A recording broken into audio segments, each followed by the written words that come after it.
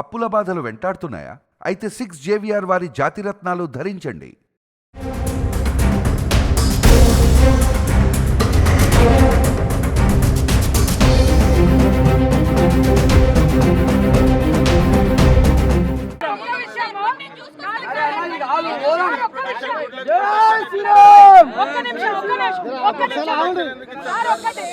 మనుషులకి ప్రొటెక్షన్ ఇస్తారు, దేవుళ్ళ గుళ్ళకు కూడా ప్రొటెక్షన్ ఇస్తారు కదా.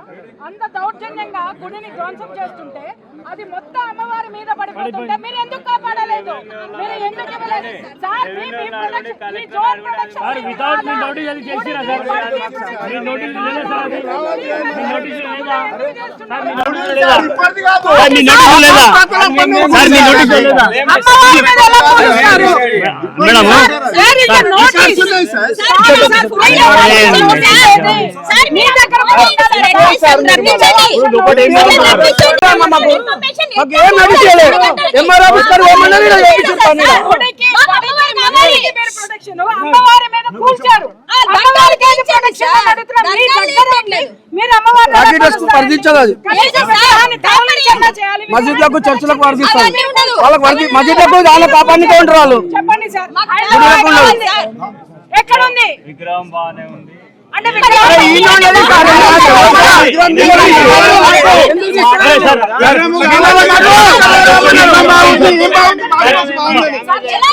మంచి చెప్పినారు కదా. మేము పోవాలంటే 5 నిమిషాలు పడ్డా సార్. నిన్న నుంచి మేము అరెస్ట్ చేస్తాం. బుక్ చేసుకుంటే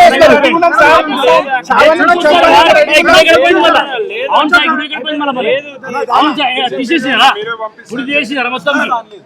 మా అధ్యక్ష పంపండి సార్. మా అధ్యక్ష అందరం పోము లోపల.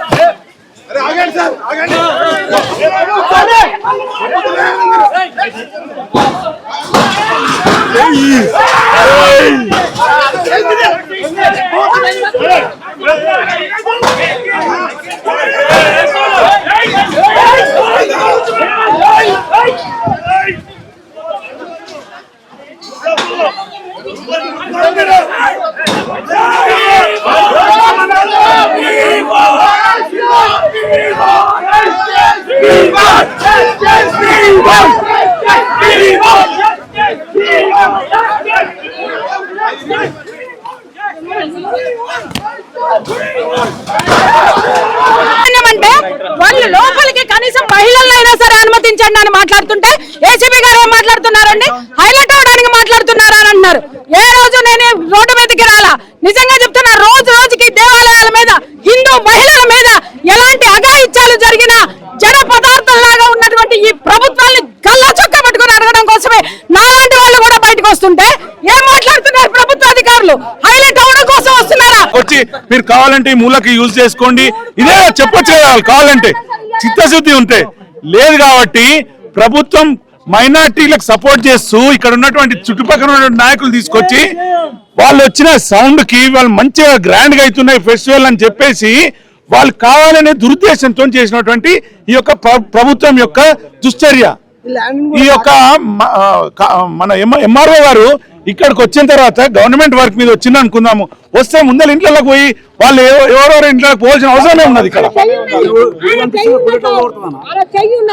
సరే ఏదైతే ఏమి ఇక్కడ నిజం ఏంటిది, ఎన్ని రోజులు ఎప్పటి నుంచి ఉన్నది ఈ గుడి గురించి అనేది తెలుసుకుందామని మీ అందరం కలిసి హిందూ వాళ్ళందరూ కూడా, హిందూ బంధువులందరూ కూడా రావడం జరిగింది. దాన్ని నిజం తెలుసుకుందామంటే సిఐ గారు ఏం చెప్పారు అంటే, మీరు కొంచెం సేపు వెయిట్ చేయండి, ఎంఆర్ఓ గారు వస్తున్నారని చెప్పారు. కానీ వాళ్ళు వేరే విధంగా ఇలా ఎవరికి చేసిండో ఎంఆర్ఓ ఫోన్ చేయలేదు.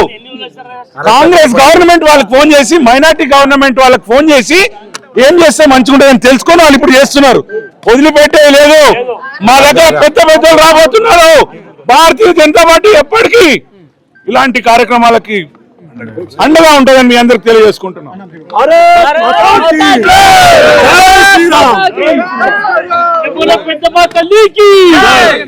ఓవైసీ సంకల్నాకే కాంగ్రెస్ ప్రభుత్వం సకలం చెరువుల ఆల్మోస్ట్ 70% కబ్జా చేసిన కాలేజీని ఏం బీకలేక, వాళ్ళకి భయపడి, ఫాతిమా కాలేజీకి భయపడి ఏం బీకలేక చాతగాని దద్దమ్మ ప్రభుత్వం ఇవాళ హిందూ గుళ్ళపై పడుతున్నారు. ఇవాళ కాంగ్రెస్ కి ఓటేసే హిందువులకు సిగ్గుండాలి, కాంగ్రెస్ కి ఓటేసే హిందువులు తలదించుకునే పరిస్థితి. ఆల్రెడీ కాంగ్రెస్ రాగానే దునియా గుళ్ళపై దాడులు జరిగినాయి. ఈ మధ్య దాడులు జరుగుతున్నాయి అంటే ఎవడో దుండగుడు దాడి చేయాలి, లేదంటే కాంగ్రెస్ ప్రభుత్వమే దుండగుడు రూపంలో దాడి చేయాలి. ఇవాళ వచ్చి అర్ధరాత్రి దొంగల లెక్క విగ్రహాన్ని తీసుకుపోయి వేరే గుళ్ళ పెట్టాల్సిన అవసరం ఏముంది? ఇవాళ 60 నుంచి 70 ఏళ్ళ పాత గుడి, వేల ఎకరాలు 100 ఎకరాలు కబ్జాకు గురి పడుతున్న ప్రభుత్వ స్థలాల్లో శాతగాక 100 గజాలు కూడా లేని అమ్మవారి గుడిని అలా కబ్జా చేసిరని చెప్పి అలా గుడి స్లాబులు కూలగొట్టి అమ్మవారి విగ్రహాన్ని తరలించారు. ఒక శాస్త్రం ప్రకారం తరలించాలి. అసలు వాస్తవంగా అసలు తరలించే రైట్ అనేదే లేదు. ఇవాళ ఎన్నో దర్గాలు రోడ్డు కడ్డంగా ఉన్నాయి. మరి మీకు అంతా మొగోళ్ళు అయితే మరి దర్గాల దగ్గర పోయి మాట్లాడండి. ఇవాళ హిందూ దేవాలయాలపై కాదు మీ దాడి. దర్గాలు ఎన్ని ఉన్నాయి, అక్రమ కట్టడాలు ఎన్ని ఉన్నాయి, పెద్ద అక్రమ కట్టడాలు ఇవాళ FTL పరిధిలో కడుతున్నారు.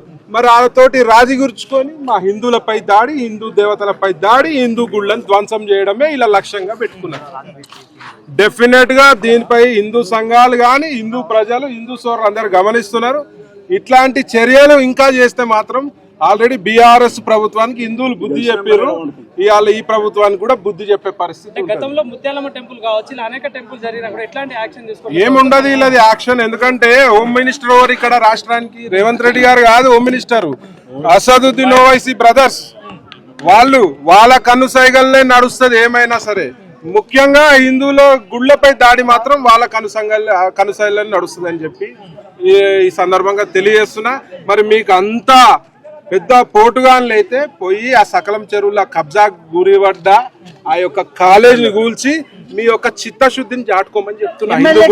పేరుంది, ప్రజాప్రతినిధి మొత్తం ఇక్కడ చుట్టుపక్కలనే ఉంటారు. ఎంత అన్యాయం జరుగుతా అంటే కూడా ఎందుకు స్పందించట్లేదు? ఓన్లీ బీజేపీ స్పందించాలి, వేరే పార్టీలు స్పందించరు. వేరే పార్టీలో హిందువులు నాయకులు ఉన్నారు, గుళ్ళు పోతారు, దండాలు పెట్టుకుంటారు. కానీ ఏదైనా గుడిపై దాడి చేస్తే మాత్రం రారు. ఎందుకంటే వాళ్ళకి పదవులు ముఖ్యం. బీజేపీకి పదవులు ముఖ్యం కాదు, మాకు హిందుత్వం ముఖ్యము, మా హిందూ సోదరులు ముఖ్యం. ఈ రోజు అమ్మవారితో పెట్టుకున్న వాళ్ళకి ప్రతి ఒక్కరికి గట్టిగా సమాధానం దొరుకుతూనే ఉంది. ఈ రోజు అమ్మవారి సాక్షిగా బోనం ఎత్తుకున్న ఆడపిల్లల కన్నీరును పెట్టించిన ఈ ప్రభుత్వం తొందరలో హిందువులందరూ కూడా గట్టిగా బుద్ధి చెప్తారు. మా అమ్మవారి జోలికి వచ్చిన వాడిని ఆ పెద్దమ్మ తల్లి వదలనే వదలదు, ఆ అమ్మవారు వదలనే వదలదు. పులి మీద స్వారీ చేస్తున్నారు బిడ్డ. మీకు దమ్ముంటే, మీకు సిగ్గుంటే, శరం ఉంటే వెళ్ళి పైన రోడ్డు మధ్యలో ఉన్న దర్గాల్ని మాటలు కూడా కూల్చి మా గుడుల దగ్గరకు రండి. మా హిందువులు జోలికి వచ్చిన వాడు ఎవడు బాగుపడినట్టు చరిత్రలోనే లేదు. పూర్వకాలం నుంచి 80 సంవత్సరాల నుంచి ఇక్కడ పూజలు జరుగుతూ ఉంటే ఆడపిల్లల కన్నీరుతో 100 గజాల స్థలంలో మీరు ఇక్కడ కబ్జాలు చేస్తున్నారని చెప్పేసి వాళ్ళనందరినీ లోనికి వెళ్ళినప్పుడు తీవ్రవాదులా? ఇక్కడ ఎవరైనా తీవ్రవాదుల పనులు చేస్తున్నారా? ఎవరి దగ్గర సొమ్ము పడేసుకున్నారా? సిగ్గుందా మీకు? అసలు అమ్మవారి జోలికి వస్తున్నారు. 100 గజాల స్థలం వాళ్ళకి ఇచ్చి కట్టుకోండి అని చెప్పడానికి మీకు నోరు రావడం లేదా? ఇంతమంది 2-3 రోజులుగా ఇన్ని కష్టాలు పడుతూ, ఇంత బాధపడుతూ అమ్మవారి కోసం పోరాడుతున్నారు. పోరాడుతుంటే హిందువులందరూ మీ కనీసం కనికరం కూడా అనిపించట్లేదా? అధికారుల దగ్గర నుండి కూల్చారా? ప్రభుత్వ అధికారులకి ఎవరిచ్చారండి? ఆయనకి ఎక్కడి నుంచి వచ్చాయో అక్కడి నుంచి వచ్చిన ఆర్డర్నే వాళ్ళు చేస్తారు. వీళ్ళకే ఉంది వీళ్ళ పని, డ్యూటీ చేయడం. ఇప్పుడు ఎక్కించడానికి రెడీ చేస్తారు వ్యాన్, అందరిని ఎక్కించేస్తారు. 10 నిమిషాలు టైం అని చెప్పి మమ్మల్ని అందరినీ రెడీ చేసి ఆడవాళ్ళని తెప్పించి ఆడవాళ్ళని మగాళ్ళు ఎక్కిస్తారు. ఇంతకు మించి ఏం చేస్తారు? ఇదే కదా చేసేది. తర్వాత ఏమో కేసులు పెడతారు, తిప్పుతూ ఉంటారు. చెప్పండి, చచ్చమైనా పర్లేదు అమ్మవారి కోసం. జై శ్రీరామ్, అమ్మవారి దగ్గరే ఉంటాం, అమ్మవారి కోసం పోరాడతాం. మా బీజేపీ ప్రభుత్వం మాట్లాడుతుందంటే చిత్తశుద్ధితో పనిచేస్తాం కాబట్టి మేము మాట్లాడతాం. మేము బీజేపీ వాళ్ళని కొట్లాడతాం, హిందువులందరినీ ఏకం చేస్తాం, అమ్మవారి గుడిని మళ్ళీ వాళ్ళతోనే నిర్మించేలా చేస్తాం.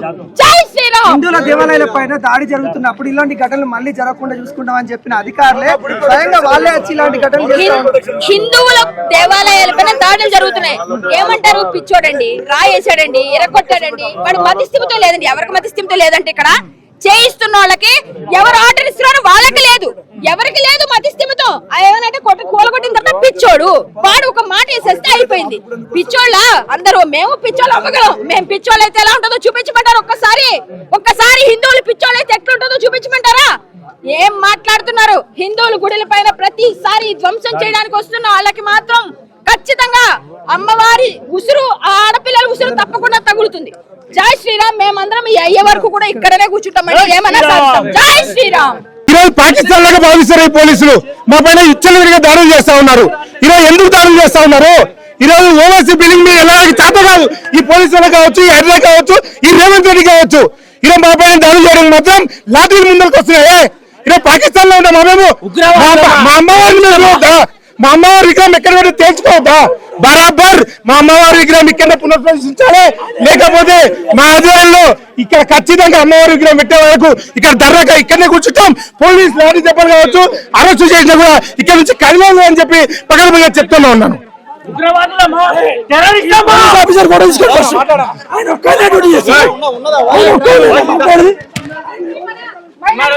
మాట్లాడతారా? ఇదేనా మీరు ఇచ్చేటటువంటి గౌరవం? ఎక్కడికి వెళ్ళాలి? వెళ్ళే చోటుకి వెళ్తాం, ఖచ్చితంగా వెళ్తామండి. హైలైట్ అవడం కోసం అని అంటే దేవుళ్ళ దేవతల్ని మీరు ఉపయోగించుకున్నారు, మీ ప్రభుత్వం ఉపయోగించుకుంటుందేమో. అరే మాకు సంబంధం ఉంది, మరి మీకేం సంబంధం ఉంది? హైలైట్ అవుతామనే మాట మాట్లాడడానికి మీకేం సంబంధం ఉంది? ఏం సంబంధం ఉంది? రావడానికి దారితీసింది. హిందూ మహిళల గురించి మాట్లాడితే ఎవరు మాట్లాడలేదు. హిందూ మహిళలు అవమానపరుస్తుంటే మాట్లాడలేదు. ఇతర మతాలు అవమానిస్తుంటే మాట్లాడలేదు. హిందూ స్త్రీ అంత గౌరవమా? అంత చేతగానిదా? అంత పనికిరానిదా? ఏమనుకుంటున్నారు? ఇవాళ అమ్మవారిని కూల్చారు, రేపు పొద్దున భారతీయ మహిళకి రక్షణ ఎక్కడుంది ఈ ప్రభుత్వంలో? ఇది నేను ప్రశ్నిస్తున్నా. దయచేసి చెప్తున్నా, ఇంకా సిగ్గు లేకుండా హిందువులందరూ కొప్పలోనే కూర్చుంటే, సిగ్గు లేకుండా వీడియోలు చూస్తూ కూర్చుంటే, అరే మీ బతుకులు, మీ ఇళ్లలో ఉన్న ఆడవాళ్ళ బ్రతుకులు ఎంత నీచంగా తయారవుతాయో అర్థం చేసుకోండి. ఇంతకుముందు అంటే ఏవైతే జరుగుతున్న ఘటనలు ఉన్నాయో వాటిలో వాళ్ళు పిచ్చోళ్ళు చేస్తున్నారు, వాళ్ళు వీళ్ళు చేస్తారు. ఇక్కడ గవర్నమెంట్ అధికారులు చేస్తున్నారు. వీళ్ళందరూ పిచ్చోళ్ళ కింద లోపల పెట్టాలండి. ఇది ఒక పిచ్చి వాళ్ళ ట్యాగ్ చేశారు. మరి దీని మీదకి ఏమైనా సమాధానం చెప్తారు? అడిగే మగాడు అసెంబ్లీలో ఎవరైనా ఉన్నాడా ఈ సంఘటన గురించి? అరే భూలక్ష్మమ్మ గుడి విగ్రహాన్ని ధ్వంసం చేశారు, ముచ్చాలమ్మ గుడి విగ్రహాన్ని ధ్వంసం చేశారు. ఎవడో చేశాడు అంటే పిచ్చోళ్ళు అన్నారు. అంటే ఈ ప్రభుత్వం కూడా పిచ్చిదని ఈ రోజు ప్రూవ్ చేసిందా లేదా? అరే ఒక మహిళలు వచ్చి అరే లోపలికి పంపించండి సార్, మహిళలు మేము వెళ్తాం, అమ్మవారిని చూస్తాం. ఎందుకంటే అమ్మవారి నెత్తి మీద కూలిపోయిందండి. ఎంత ఆవేదన ఉంటుంది. రోజు పూజ చేసుకున్నటువంటి అమ్మవారు గంట పారలతో దుంపితే ఎంత ఆవేదన. రోజు పసుపు కుంకుమ కాపాడాలని ఇదిగో నా మెడలో ఉన్న మంగళసూత్రం కూడా లాగవతలు వారేశారు, అక్కడ పోయింది. అలాంటి అమ్మవారిని చూడాలనేటటువంటి దీంతో అక్కడి నుంచి వస్తే హైలైట్ అవడం కోసం మాట్లాడుతున్నామని వారు ఏజెపీ మాట్లాడుతున్నాడు. అంటే ఇవాళ ఒక హిందూ స్త్రీకి ఇచ్చినటువంటి గౌరవం ఇదే ఏ మతంలోనే ఉన్నటువంటి మహిళ రోడ్డు మీదకి వస్తే మాట్లాడే దమ్ము పోలీసులకుందా? మాట్లాడే దమ్ము ప్రభుత్వాలకుందా? అరే ఇంకా సిగ్గు లేకుండా హిందువులందరూ లోపల కూర్చుంటున్నారా? సిగ్గు లేకుండా మనం అందరినీ మహిళలందరినీ చేతగాని వాళ్ళ కింద తయారు చేసి ఈ దళితులకి, దౌర్భాగ్యులకి, దగులుబాజీలందరికీ కూడా మన మానవత్వాన్ని, మన అహాన్ని తాకట్టు పెడదామా అనే అస్తిత్వాన్ని, మన స్త్రీల అస్తిత్వాన్ని తాకట్టు పెడదామని ప్రశ్నిస్తున్నాను. ఏమి గతి పట్టిందండి? బోనాల్లో అమ్మవారికి పలారం బళ్ళు గట్టి తీసుకొచ్చేటటువంటి అమ్మవారిని ఆటోల్లో తీసుకెళ్లినటువంటి అతి దీనమైన హీనమైన స్థితిని మనమే, మన హిందువులమే ఈ గతి అమ్మవారికి పట్టించాం. సిగ్గుపడాలి మన హిందువులు అని చెప్పుకోవడానికి. మాట్లాడడానికి నిజంగా సిగ్గుపడాలి.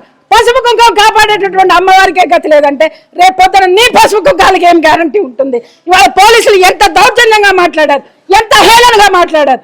నేను ఒక హిందూ స్త్రీ ప్రతినిధిగా నేను ఇక్కడికి వచ్చాను. అరే ఆడవాళ్ళని పంపించండి అని మాట్లాడితే ఎంత ఘోరంగా మాట్లాడారు. మరి అమ్మవారిని ఏ స్థితిలో పలుగులు పెట్టుకుంటూ ఉంటారు? ఒక్కసారి జాగో హిందూ. ఎమ్మెల్యే కాలనీ అని ఇక్కడ ప్రజాప్రతినిధులు ఇక్కడ దగ్గరలోనే ఉంటారు, ఎవరు కూడా స్పందించట్లేదు, ఎలా చూస్తారు? వాళ్ళు మనుషులైతే కదా సార్, ఓట్లు దండుకుని కూర్చున్నటువంటి మూర్ఖులు, దగులుబాజీలు ఎదుర్కొన్నంత కాలం మన బతుకులు ఇలాగే ఉంటాయి. ఇలాంటి ప్రభుత్వాల్ని, మూఢతో ఉన్నటువంటి ప్రభుత్వాల్ని, దిక్కుమాల సెక్యులరిజం అని మాట్లాడి హిందువుల్ని తాకట్టు పెట్టేటటువంటి ప్రభుత్వాల్ని, కూల్చేటటువంటి ప్రభుత్వాల్ని తెగ నరికే రోజు ఎప్పుడు వస్తుందో, ఎవరైతే ముందుకు వస్తాడో అప్పుడే బాగుపడుతుంది భారతదేశం. దీనిపైన సీఎం రేవంత్ రెడ్డికి ఏం చెప్తారు? కొండా సురేఖ గారు ఓటుతో సమాధానం చెప్తాం. నేను ఇప్పటి వరకు రాజకీయాలు మాట్లాడాలా, నేను ఎప్పుడు కూడా మాట్లాడాలా. ఇప్పుడు కంకణం కట్టుకుంటా, ప్రతి ఒక్క హిందువుని జాగృతం చేస్తా, ప్రతి ఒక్క హిందూ స్త్రీని జాగృతం చేస్తా. ఓటుతో బుద్ధి చెప్పకపోతే అప్పుడు మాట్లాడతా నేను.